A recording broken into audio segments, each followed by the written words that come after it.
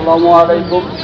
আমার ছেলে আরাফাত গত 5ই আগস্ট বিকাল 5 ঘটিকার সময় মাদ্রাসা ছুটি হয়, তখন সে ওই বিদায় মিছিল নামে, তখন বিদায় মিছিলের সাথে সে চলে যায়। কিন্তু হুজুরা ছুটি দিবে না, তারপরও সে দেশের তাগিদে, সে জানি না দেশের তাগিদের জন্য এটি ছুটে গেল না দেশের মায়াই ছুটে গেল, তা আমরা বলতে পারবো না। তারপরে আমরা যখন বুঝতে পারলাম যে আরাফাত গুলিবিদ্ধ হয়েছে, তখন আমরা তাকে খুঁজেও পাই নাই যে কোথায় আছে।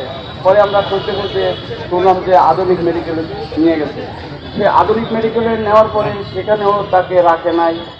ওখান থেকে আমাদেরকে কুর্মিটলা পাঠিয়ে দিতে। সেই কুর্মিটলা নেওয়ার পরও ওখান থেকে আমাদেরকে সিএমএসে, ডাইরেক্ট সিএমএসে পাঠিয়েছে। এই আরাফাত দেশের জন্য, তার দেশের মায়ার জন্য হয়তো সে ছুটে গেছে।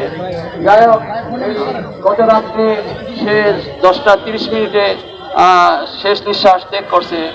সেও বাঁচার জন্য অনেক চেষ্টা করছে, কিন্তু আল্লাহ তাআলা তার হায়াত রাখে না বিধায় সে নিঃশ্বাস ত্যাগ করছে। কিন্তু আমরা চাই যেন এরকম কোনো মায়ের সন্তান আর এরকম শিশু বাচ্চা কারো যেন সন্তান এই দেশের ভিতরে এরকম গুলিবিদ্ধ যাতে না হয়। আমরা চাই এই দেশ সুন্দর এবং শৃঙ্খলা।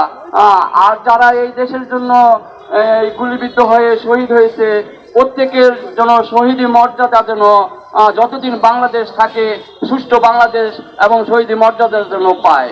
আমরা এইটাই বাংলাদেশ সরকারের কাছে আমরা আমাদের আবেদন, যেন বাংলাদেশ যেন যেভাবে সুন্দর থাকতে পারে সেইভাবেই আমাদের থাকা দরকার, যেন আর এরকম কোনো মায়ের সন্তান যেন না হারায়। এটাই আমাদের কাছে সরকারের কাছে আমার আবেদন। আসসালামু আলাইকুম।